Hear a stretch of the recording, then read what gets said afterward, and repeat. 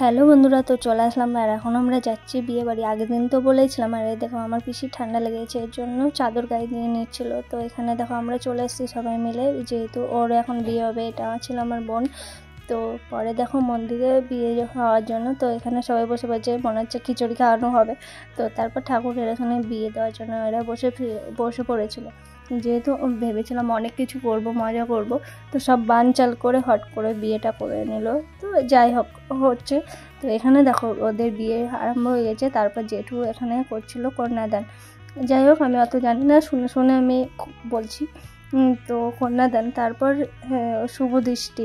তো এখানে দেখো বরকে দেখা বাদে আমাকে টুকি মারছে। তারপর হয়ে গেল ওদের মালা বদল। তো মালা বদল হয়ে যাওয়ার পর তারপর কি হাত বন্ধন না কি একটা বলে, যাই হোক এটা ছিল। তো তারপর হয়ে যাওয়ার পর ওদের সিঁদুর দানের মুহূর্ত।